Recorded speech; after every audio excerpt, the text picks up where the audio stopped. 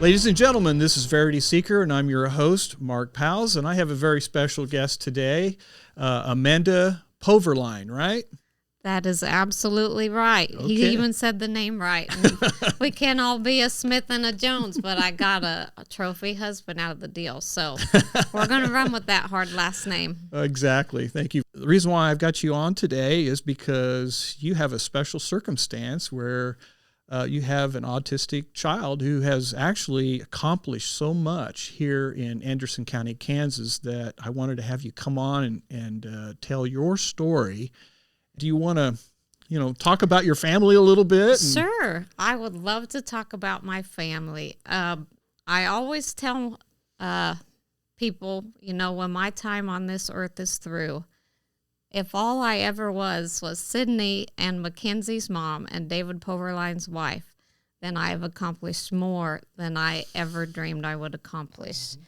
My daughters and my husband are my driving force, and I'm very blessed to have them in my life. Very blessed. We live here in Garnett, Kansas. We've made it our home for the last... Well, it's been many years, probably 19 years or so. The only school both of my girls have ever attended was right here in Garnett. So Garnett is our home. And as you said, yes, I have a very unique situation. My oldest daughter, Sydnee, I call her as a nickname my radio sweetheart, because she has the most beautiful singing voice. I don't know what it sounds like when the angels sing in heaven, but I'm pretty sure it sounds like her voice. I've heard that voice. I agree. Thank you.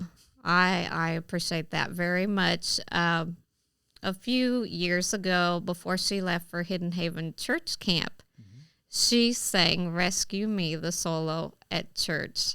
And I saw a lot of people crying after she sang, and I can't tell you how wonderful it is that Sydnee has the support of our community. She has the biggest fan club here in Garnett, and that has helped us persevere. But I wanted to tell people a little bit about autism, if that's okay, Yeah, Mark. Go for it. You're doing great. Like I said, my daughter has autism. She was diagnosed when she was almost 4 years old, probably closer to about 3.5 at Children's Mercy. It was not an easy road to accept that something needed to be done. Sydnee actually had 2 babysitters when she was very small that said, and now I thank them, because it was hard for them to have that conversation with me, but it was a needed conversation. But I had a couple babysitters, and one I remember very clearly. Sydnee wasn't even 2, probably closer to 1.5. And the babysitter said, there's something different about Sydnee.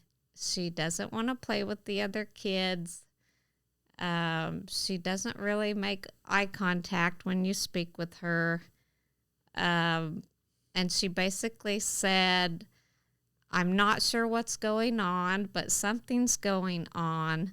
And she even felt like Sydnee's behaviors were above her. And this is someone that had been in childcare for many years, and I respect her, and she's my friend now today. But it was at that point, I'm like, okay, somebody other than family is saying something's different. Something's just not quite like typical developing people. But I will be the first to tell you, I was very defensive, and so was my husband when people said, something's not right with Sydnee. And I did not realize this, but even prior to 1 year of age, she did what's called the W sit. Sydnee, like She has always done the past 18 years of her life has taught me more than I have taught her. And I only know what I know because she has taught me. Okay. But the W sit is when you sit with each leg behind you. Not only when she did the W sit was it just a strange sit, she would rock back and forth. Okay. And so I knew in my heart of hearts, well, this is unusual. But still, when it's your child, and I was a first-time parent, I thought, this is something she does. So that was different. When she was a little tiny baby, she would not sleep more than about 2 hours at a time. And it's very common for people on the autistic spectrum to have sleep disturbances. Oh, wow. They thought at first, well, she's colic. She has an upset tummy. That's why she won't sleep. Well, little did I know there was more underneath the surface, and I could not understand it as a new mother. Why could she only sleep for 2 or 3 hours and then be wide awake? And that persisted into, her early years. So that was kind of a red flag. But I really don't know what the breaking point was, other than I got... I'm sure you've heard of Parents as Teachers program. Yes. Okay.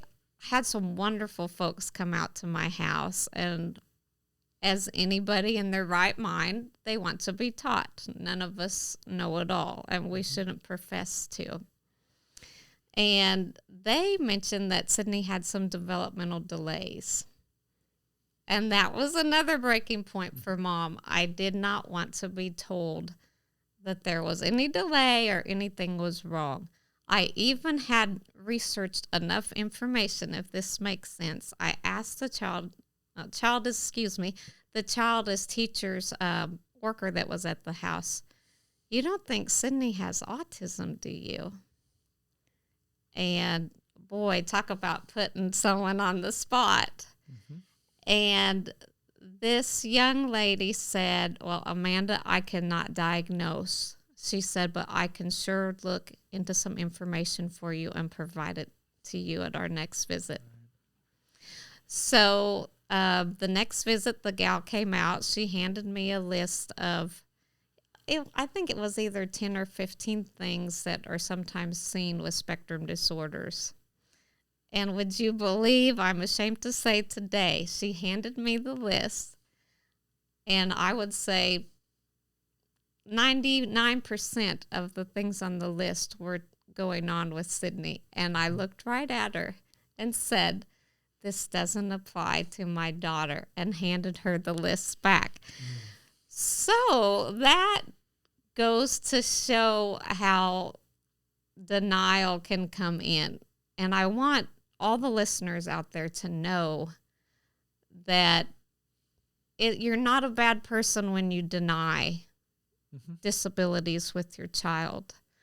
I have been told coming to grips with the fact that your child has a disability is like going through the stages of death.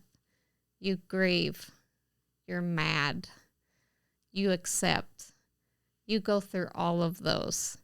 And I want everyone to know that I don't like autism seen as a disability.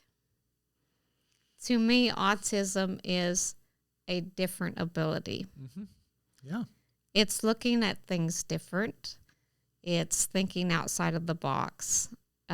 So I don't know if that makes sense, but that's kind of where we decided that something was going on, and the whole process got started was the child, as teachers, worker said Sydnee has enough delays. She can start special ed preschool immediately.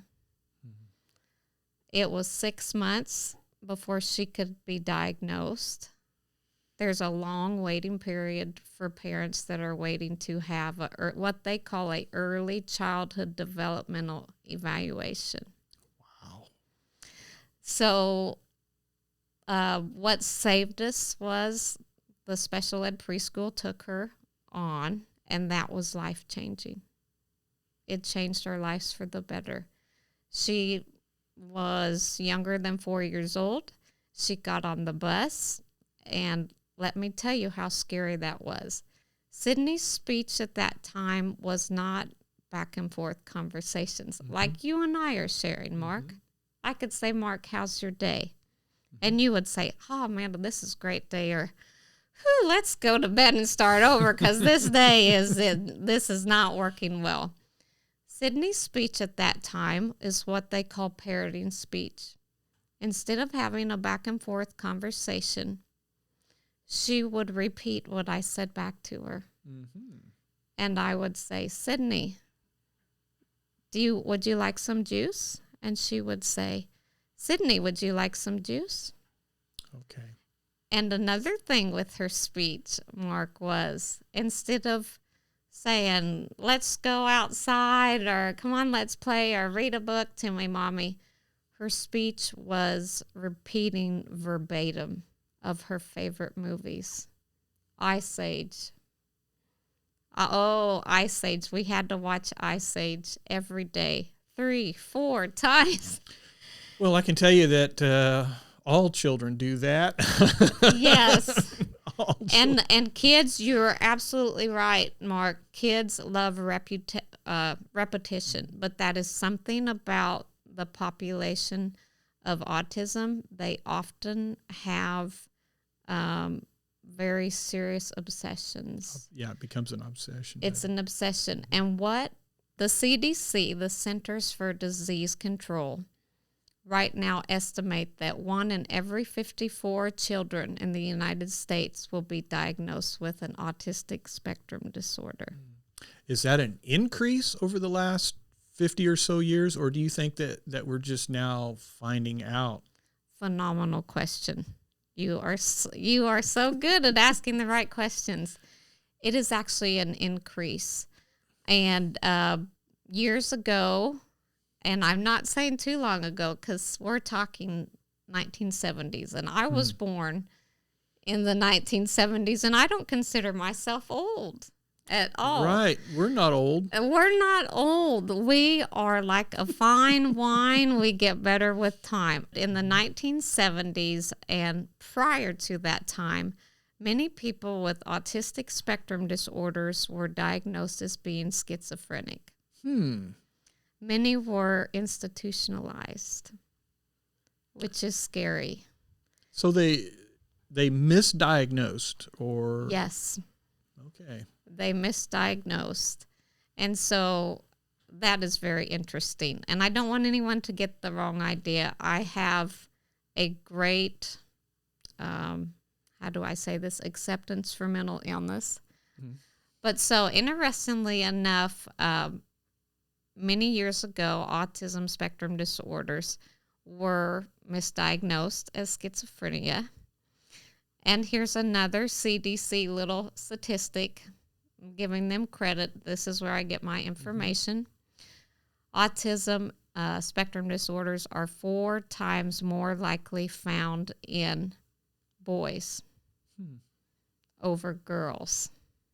And yes, my daughter Sydnee with autism is a girl, so she is one of the I don't want to say rarities, but oh my, she's rare in a wonderful way. She has more heart than anybody I've ever met. That's right. But here's another statistic for you, so I'm just putting them out there. They say it's believed that 10% of people on the autistic spectrum have savant skills. Sometimes music, sometimes art, sometimes for math, which is not my strong subject. All different things. And it is my belief, and sometimes memory, it's a savant skill in my mind is where someone excels superior. Now, Sydnee did not learn to tie shoes until she was 15 years old. And after working on it over and over, I think it took the love of roller skating to help Sydnee tie her shoes. And kind of how it went down was, as she was getting older, she didn't like that I had to tie her roller skates. Okay. So I worked with her. Her sister worked with her. And one day we were at the rink in Ottawa. It happened. She did it. And I didn't believe it. And then Sydnee was sure to tell me, I don't want any other tie shoes. I only wear tie shoes for skating. It's the only time it's worth it, right? That's the only time it's worth it for Sydnee. It's not that they can't do it, but there's something cognitive there that if they have the desire, if it's important, they find a way to break through and get it done. It's just more of a struggle than your average child. Absolutely. And none of us are perfect. We all have our senses, and our way of learning is basically a redistribution of gray matter, or whatever you want to call it. Absolutely. It's redistributed. And for Sydnee, she has extraordinary talent. You know, I've heard her sing. You know, she remembers things. Am I correct? Her memory is phenomenal. And I can't remember a thing 5 minutes later after I've heard it or read it. 5 minutes later, it's gone. Amen. It kind of reminds me of there's a movie out there called The Man of Steel. I don't know if you've seen it. The Superman. Well, the one part I'm talking about is when Superman, the alien guy, it does a flashback to his childhood, and he's in the classroom, and there's all this.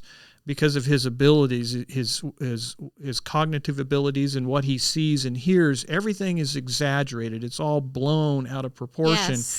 And it gets so unbearable that he has to run out of the classroom, and the teacher chases him down the hall. He locks himself into this closet that's isolated just so he can shut everything down. And, of course, his mother has to come in and speak to him through the door, and she says, "Focus on my voice." Yes. And so he had to learn to centralize his thought patterns. And it's interesting that you say that, because it reminds me that I didn't give a textbook definition of autism, and that would be helpful to people. For it. Yeah. And this is going to be in layman terms. I am not perfect. I'm not the most intelligent person out there, but I will tell you this: autism is characterized by three main things. There are three main things that there are deficits in, or abnormalities. The first one is communication. People on the spectrum often have difficulty communicating. And I want to point out there's very different levels of functioning with autism. In fact, my husband and I, years ago, when Sydnee's 18 now and a senior, but when she was in grade school, we went to Johnson County Community College and listened to a speaker by the name of Dr. Stephen Shore. And he is an adult with autism. And it was wonderful to hear his point of view, being an adult with being on the spectrum. And he said, if you meet one person with autism, you've only met one person with autism. Like I said, there are three different things that are seen as areas that are affected. And this is not everyone with autism. This is just the spectrum community as a whole. But communication is one. The second is social. A lot of people on the spectrum have difficulty socializing. Number 3 is sensory. And this can go to either extreme. People on the spectrum, and like I said, every person is very different, but they can either have sensory overload. For my Sydnee, it is things in her hair. Okay. She has not wore a rubber band in her hair since she was very young. Sydnee's sensory is wired different than yours and mine because she has autism. She said she physically cannot stand the weight of a rubber band in her hair. It is too much for her. So that was my out. I ran with it and said, David, if you want to put her hair in rubber bands, I said, you and what army, go for it, because this mama's picking her battles. And I walked away from it. But her sister is a wonderful girl. And if that's the worst trouble I have, then I guess it's a good problem to have. And I'm sure she's had to learn to adapt and maybe help out a little bit. Yes, and I'm glad that you bring that up. For my youngest daughter, Mackenzie, who's 15, having a sister on the autistic spectrum has been a growing experience for her. Yeah. It's very easy to put your regular, normal, whatever normal is. I don't fit the bill. If you look up normal in the dictionary, my picture is the last one you're going to see. Right. Newsflash. Everybody that knows me knows I'm not normal. A lot of normal developing children that have siblings on the spectrum are felt to be put on the back burner. I wondered about that. Because their sibling with a spectrum disorder requires mom and dad's more attention and more focus and patience. I do have to brag on my daughter Mackenzie, though, because there's many examples where she has went to bat for her sister, but it wasn't always that way. There was a time when she was a lot younger, she'd say, Mom, I love Sydnee, you know I do, but she's so embarrassing. But I do remember one particular instant where Mackenzie was enough older that she had gained an appreciation and was starting to embrace her sister's individual differences. Right. And someone at school said to her, You're Sydnee's sister. And she said, Yes. And the child or individual said, and this was probably someone in junior high, they said, Your sister's a freak. Oh, my goodness.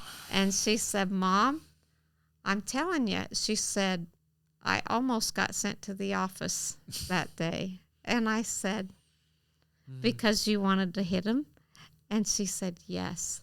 She said, but instead my blood boiled and I told this individual that she's not a freak.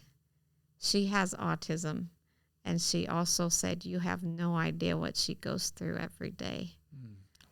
Sydnee, how do I say this? She kind of attaches herself to people that she knows are there for her, which I call that very smart. That's what everyone does. They will gravitate to people who give them security. Absolutely. And trust, if they can trust them. Yes. Yeah. But she also sometimes puts a wall up between people getting close to her if it interferes with the person that she wants to spend the most time with, even family. Right. And I will say this, Sydnee is used to having mom to herself a lot. I'm her safety net. I'm the one that will listen to her repetitive stories about lemurs or whatever her topic of obsession is. And so for some time, she put up a wall and wouldn't let Mackenzie in. And here's the power of prayer, folks. I prayed and I prayed, Lord, please let my daughters have a relationship, because someday they're going to have to look after their dad and I, and they're going to need each other. And it took Mackenzie getting enough older to speak up for herself and say, I know you like just spending time with Mom, but I want to spend time with Mom too. And I want to be your sister. And Sydnee had to reckon with herself and even say, I know I like routine. Just Mom and I is routine. And here's another funny example of something I want folks to know about people on the spectrum. They often aren't, especially as young children, they aren't included in social events because people are afraid of the big autism. What are they going to do behavior-wise? What are they going to say? How am I going to handle them? And that is a shame. I can't tell you how many times my youngest daughter has been invited to sleepovers. And my oldest daughter says, when is it my turn? When is someone going to invite me? Another power of prayer, Mark. Here we go. I prayed and I said, Lord, please give me someone that will invite my daughter to sleepovers. Somebody other than family. So she has a place to go other than home. And then the Lord brought me Randy Amore. Oh, yes. She, actually, we met Randy because Randy cuts Sydnee's hair. Yeah. My hair. So we got to know her through that. And Sydnee, let me say this about Sydnee too, has always been an incredible judge of character. She can size a person up in a heartbeat. And she is honest to a fault. And when she says, Mom, you're being grumpy, busted. Whoops. And it's not fair. It's not fair. And that's part of autism too. Not everybody, but for some people with autism, there isn't the social filter there that says, don't say that. That's rude. The filter isn't there, Mark. It just comes out. I find it refreshing because it's honest. There's an element of that I prefer. I hate people that beat around the bush and are politically correct. And when you get around a young lady who just tells it like it is, you're going, thank you. Absolutely. She'll say, and here we go with my husband again, throwing him under the bus. I'm blunt. I know. She'll say, I'm blunt like Dad. Yeah. And you know what? But you know where you stand with Dad. That's true. And that's the way it is. So along came Randy, and they developed a relationship. And Randy opened up her home to Sydnee and said, let's have a sleepover. So this sleepover turned into a monthly event. I love that Randy says to me, because Randy has 2 beautiful children and has got a third one on the way. Yeah.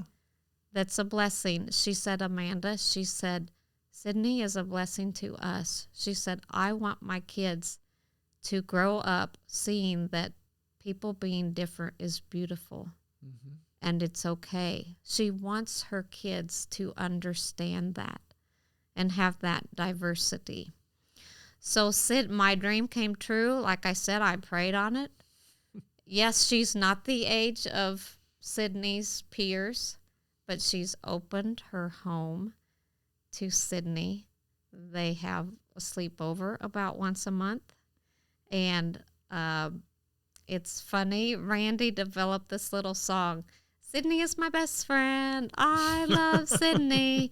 And we laugh because whenever she sings it to Sydnee rolls her eyes. And awesome. I'm glad you mentioned a family here in town, Randy and Michael and the kids, and how God actually positions people. And you're completely unaware of it, but good things happen through prayer. And I'm glad you brought that up. They do. We don't understand it. We don't know when it happens. No. Or it'll come when you least expect it. But it does happen. Yes. And speaking of prayer, I have to share with you, if okay, Yeah. another thing that I prayed upon when Sydney was very small. Mm-hmm. Like I said, when she started special ed preschool in Parker, at that time, Greeley did not exist. Now there's a special ed preschool in Greeley, but at which that is good. yes, but now there is one in Greeley, but at that time she was in Parker. And let me tell you how scary it was putting a child on a bus that was in a pull-up because they weren't potty trained yet. Mm-hmm. And that was another delayed thing. Sydney was 5 when we got her trained, and some negative people said she's severely autistic. She may never train. And we said, we're going to keep trying. We did it. The other thing that I prayed for was before Sydney could have a back and forth conversation, I would take her to the library because Sydney has always loved books. Books are one of her greatest passions.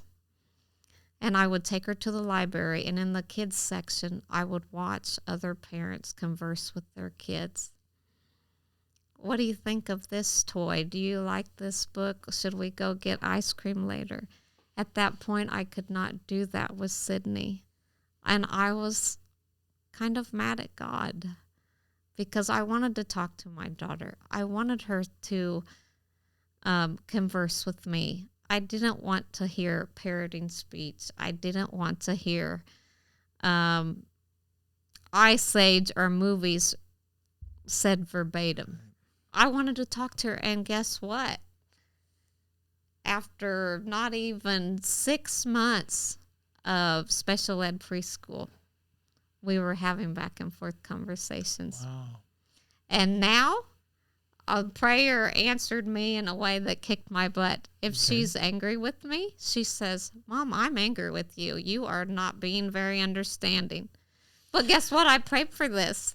I said, let this kid talk to me. And I was afraid when she was small, if someone was mean to her, that she could never tell me. And now she tells me what goes on and paints a picture of her day. So prayer was once again answered. So I have to bring this up. I'm going to stir the pot a little bit. So I hope people can handle the heat, or guess they're going to get out of the kitchen. Most people that watch this podcast are ready for that. I like that. I'm ready. Well, I will tell you, since last March, it has been a very difficult time for my daughter, Sydney. Oh, yeah.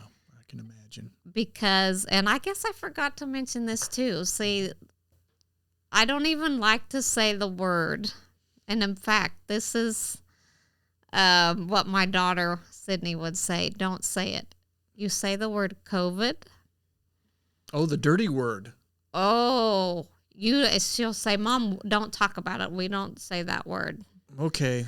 But what I wanted to tell you was people on the spectrum, not everyone, but in general, it's very common for people on the spectrum to not only like routine, they need routine.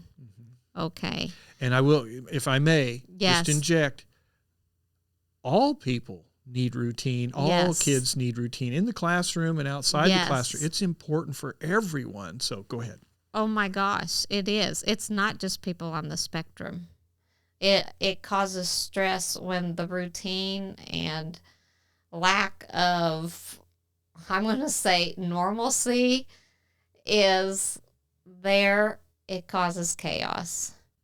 And for Sydney, ever since the whole C word, and she censored, I'm gone. She gets on to me all the time. Mom, don't say that word. Don't say it. You know I don't like it. Her world has been turned upside down. Wow. So how have you handled that from March on? Do we have time to? Absolutely. Well, I have a higher therapist, Bill. Oh my. And it's interesting to note this. Mark, Sydnee has a wonderful therapist, Yeah. Dana Paquette in Ottawa. Okay. And she has carried Sydnee and I through some times that were tough. And I so respect her talent for helping people with mental health needs. But she has shared with me that in her many, many years of being a psychotherapist, since COVID, I said it out loud. I'm sorry. No, that's fine. People She need to hear. said she is seeing more people for therapy in her whole career. Yeah. And it was said since COVID, dentists are reporting that there's a new condition that has developed. People are grinding their teeth because no, I wish I was joking. No, I believe you. I just think it's just this whole thing. Go ahead. Yes. And so they're saying that they're seeing more and more people that are grinding their teeth since COVID because of stress. Yeah. But for Sydnee, when it was brought up that there was a mandate that everybody would wear a mask, imagine how my daughter, who doesn't wear jeans, who doesn't put a rubber band in her hair, imagine how that went down for her. All of a sudden, all these signs started going up on doors that we frequent. Must have a mask on to enter. Please social distance. All of this craziness. And I'm telling you right now, my husband says, not only am I terrible at social distancing, he says, you can't do it. It's impossible. And he says, and I tell people right now, I respect everyone's bubble and everyone's space. But if you don't want me to pat you on the shoulder or hug you, you probably better get back from me. I'm just saying. So for Sydnee, I had to go to bat for her. We were told at an IEP meeting that she would have to wear a mask to school or she would have to do online schooling. And the school would hire someone to teach her. And I have never felt so you're looking bobbled in my life. My blood was boiling. This is Sydnee's senior year. Yeah. She has went to Garnett her whole time in school. And you're talking, if I may, you're talking 18 years. Yes. Of work and progress. Oh, everything my gosh. that you've talked about leading up to this moment, the most important year of her life, and yes. all the progress that your family has accomplished. Yes. And the reaction to COVID-19, we come to this. Oh my gosh, yes. And the apple cart is upset and they're rolling down the hill and Amanda is spitting nails. Yeah, I can't imagine. Because it just blew my mind. But anyway, I typically attend IEP meetings by myself because I've got the t-shirt. I've been there. I know what we need to discuss. I know what Sydnee's strengths and weaknesses are. But facing this whole COVID thing and the mask mandates, I knew I had a fight on my hands. Yeah. So I grabbed my husband up, who... You brought him along? I brought him along. Man. I brought him along, and... That's great. Because of COVID, he, at that time, it was, August, he would typically be at work during the week, but because of COVID, he had lost his job. Oh. Because he's pipe welder, and a lot of investors had pulled their projects because the future was unpredictable. So we were all going to die. We were all going to die. Virus. We were all going to die, and the world as we knew it was going to end. Was going to end, and Well, somewhere along the line, my husband and I have been married 21 years, and I have to add, he is my high school sweetheart. Oh, wow. So I should get more than 21 years. Congratulations. Thank yeah, you. Definitely. Well, the congratulation goes to him because he's the one that deals with all the baggage. And so I don't know. I could tell you this funny story. Some people would think it was funny. You might think it's off color, but here we go. So David and I had enough stick-to-itiveness that I went to college for 4 years. He went off to the active army for 4 years, and we still decided that we should be together. Wow. David came home from active army when I was attending Emporia State University, and I knew I was in trouble when I told my dad, hey, guess what? When David gets home, we are going to live together.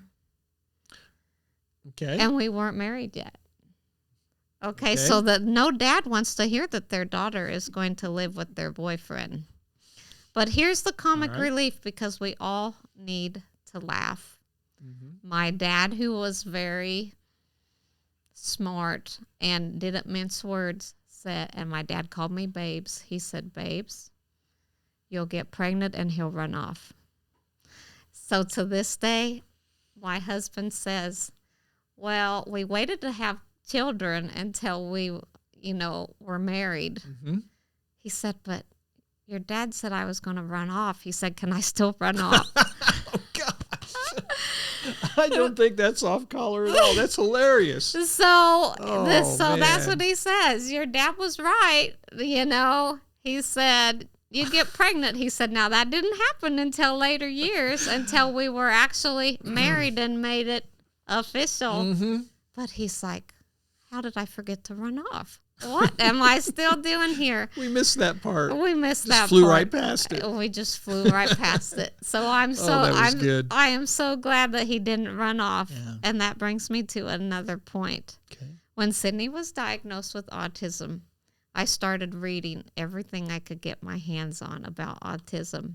And one book said 80% of married couples that have a child on the autistic spectrum will divorce within the first few years of diagnosis because of the stress of the diagnosis.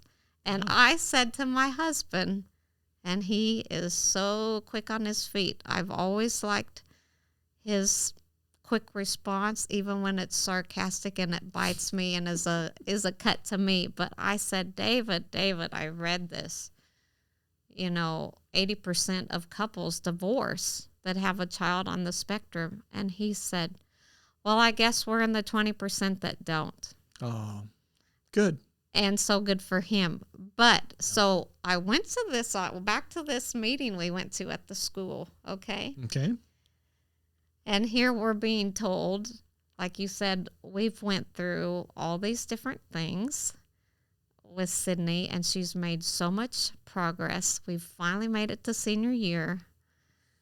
COVID is happening. And at this meeting, I'm being told if she will not wear a mask, she will have to do online school. And we'll hire someone to come to your home. I don't think my blood pressure's ever been as high as that moment. And my husband said, and he is smarter than he knows, and I love that about him. Then we were told, well, there's 7 other kids in the district that have autism, and they all wear masks. He did not even take 2 seconds, and he replied, that's why it's called the autistic spectrum. Every person with autism is different. And he said, you guys know Sydnee. She's been attending school here her whole life. And you know that she can't, it's not an inconvenience for her. She can't stand the weight of something on her face. Yeah. But this is something Sydnee has been saying to me lately, and it really hits home with me. She'll say, Mom, when am I going to see people's faces again? Yeah. she wants to see their face. And I'll never forget the time we rolled up to a fast food window in Garnett, and she said, "Why is everyone wearing these masks?" And she said, "Mom," she said, "I can't stand this." She said, "I want to see people's faces." And, and this is the scary part. I've been in a store with people and I don't recognize them right off because and this is people that I know very well.